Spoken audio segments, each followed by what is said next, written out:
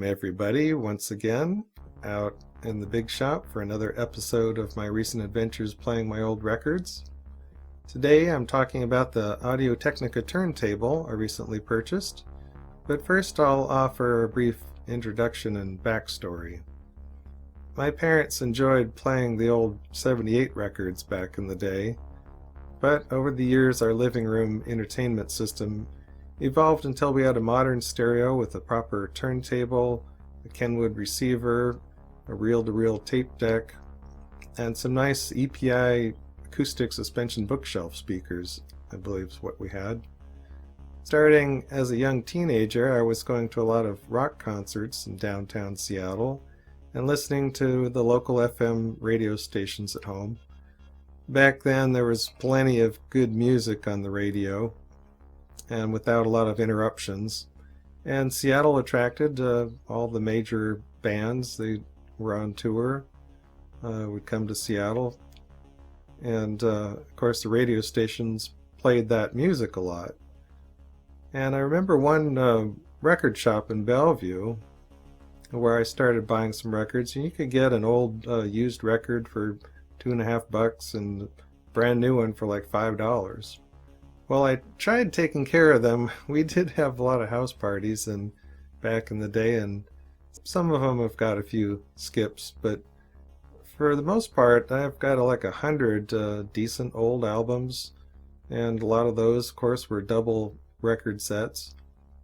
Most of the collection I have comes from the 70s and into the 80s, but once CDs became popular I was really no longer playing those.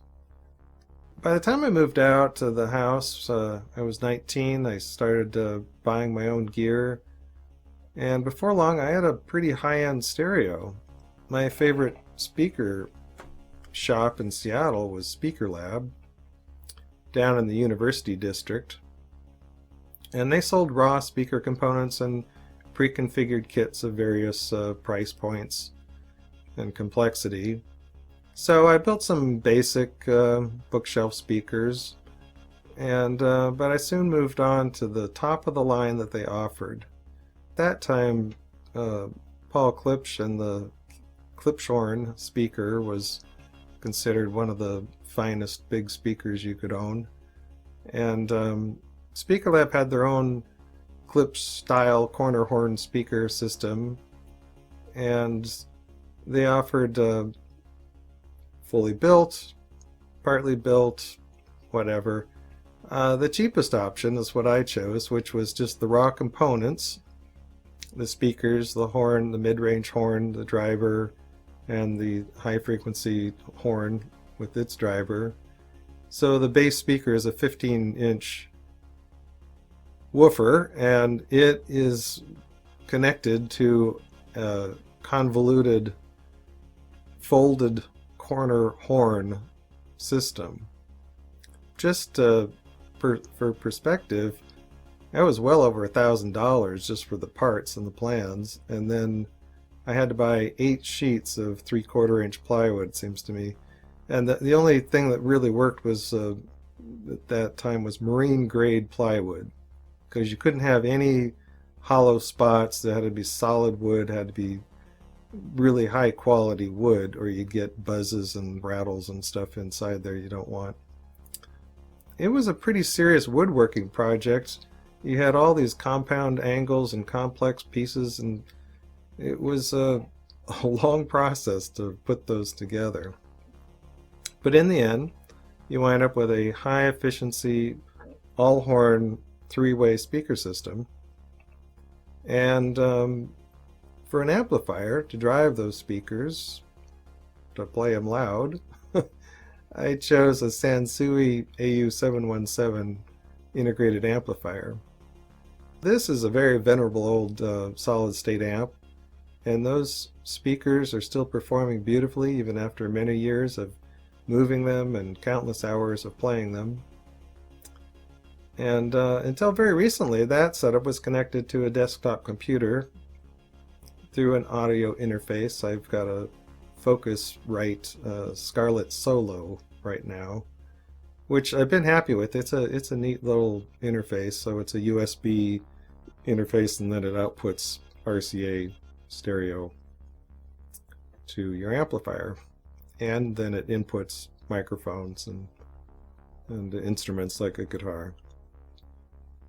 But my old turntable I had bought back in the day was from Connoisseur, and they're made in England, and it was considered a pretty good turntable at the time, but it's been stored pretty badly, and the motor mounts and the belt that drives it were all shot long ago. I did find on eBay a drive belt for it and put that on, and then the motor mount is pretty funky, little suspension thing with some rubber parts, and I found online people suggested just using some rubber bands or O-rings, so I rigged up some O-rings on there and got it running again. It works. It ran just fine, but it does have some noticeable motor noise from the bearing, or just from the way this motor is mounted. It's still picking up some of that sound, which wasn't bad. When the music's playing, you certainly don't hear it, but it probably may have always done that to some extent. And the old has an Ortofon VMS 20E Mark II cartridge, and that still works surprisingly well. But I knew I was going to need a modern, proper turntable. Plus, I am kind of attracted to these USB output turntables, although a lot of those are very low end and not very good. But at any rate, what I wound up coming up with was the Audio Technica 120X USB, and supposedly they made some new upgrades to the motor for this 2021 edition, and I purchased that from Sweetwater, and they had said originally it was going to be 3 months, or well, not 2 months wait, and it wound up being just a few weeks, so that was really a nice surprise. And it has the USB feature, and it has a built-in preamp, but my old Sansui amplifier, of course, it had phono preamp, 2 inputs on it, and so that worked great. But this little tube amplifier that I have now, it of course does not have a phono preamp. So I have another project here, this little box back here, which is a little solid state preamp that I built. That's another project I'll do another video on. So how do I like it?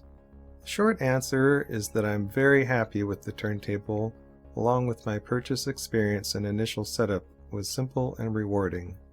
I wanted the black model, which was not available most places I looked online, so I was glad to find that option versus the silver edition. The turntable came well packed and in perfect condition, just a few steps to install the cartridge, counterweight, and dust cover. You do need to set the stylus force with the counterweight and set the anti-skate level, but all this is simple to do. Plug in power and with the included RCA cables to your amplifier. Select with a switch for line output or phono direct output depending on your amp, and you should be in business. The deck performs with no motor or bearing noise that I can hear, and holds steady speed with ease. It came with a felt pad that I like very much, but I also highly recommend a spindle weight to hold the pad and your record down flat. It comes with adjustable feet, though in my case it seems to sit just fine on my desk right out of the box. Performance with the built-in preamp is free of hum and hiss, so it's perfectly fine for basic use with modern amps lacking a phono input, plus of course the USB option for direct connection to a computer. The V95 cartridge was well aligned out of the box, although I still recommend downloading or purchasing one of these cartridge alignment protractors for verification, and of course if you choose to upgrade to a new cartridge you'll need it. While I like the strobe, for speed verification. The variable speed function is not something that interests me, but I guess if for some reason the speed is off one day, you can dial it in. It's known as a DJ model, where this speed adjustment is a thing, but here at home I just want the speed to be correct, which it definitely is. There are some things I am not thrilled with, or more to the point, took a bit of getting used to, but none of them are a big deal. First off is the on-off switch. It's fine once you get used to it, but the design I find just a bit strange. It's on top of the red strobe light and rotates a short turn with very little finger contact. Perhaps it is intended to get you focused on the delicate nature of what you are embarking on here. Concerning to me is the tone arm hold down. This is a flimsy little plastic part that is not easy to use. I suppose most owners never lock it down, so it is designed just for moving. I just had a habit of locking my tone arm after a session so I would not bump it accidentally. Probably comes from paranoia at house parties of the past. I've also seen some used units with this item broken, which seems easy enough to do. After that, the raise and lower lever is oddly designed and not as easy to use as it should be. It's a delicate thing which tapers to a point when I think perhaps the opposite would be better.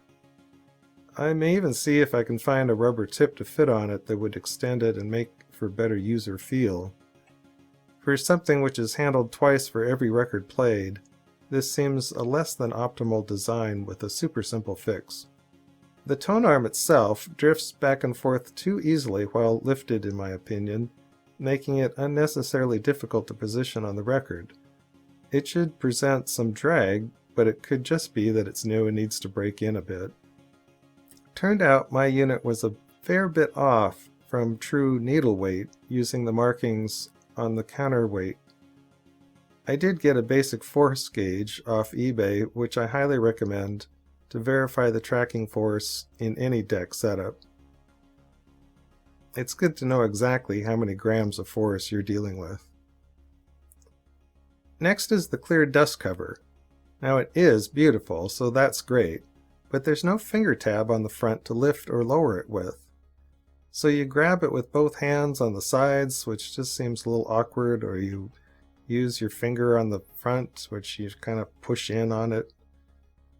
Just a little clip or handle would be nice to have as an addition.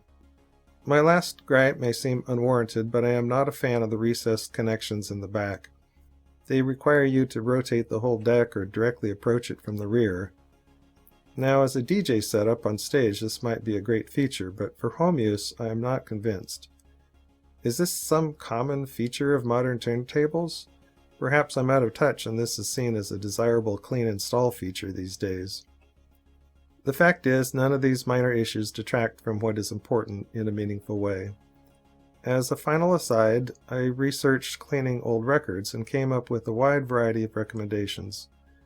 For now, I'm using a spray bottle with about 20% isopropyl alcohol, with the rest distilled water and a dash of jet dry or some generic equivalent. I spray a good dose on the record, spread it with something soft, scrub with a flat trim painting tool, rinse with distilled spray water, and blot mostly dry. Then, spinning on the turntable, I use the good old disc washer cleaning tool until it's dry, and then run a carbon brush across the record. Oh, and get a stylus brush and use it before every play. Seems to work for me anyway. Well, that's what I have for you today. Thanks for watching, and wishing you all good times with some good music.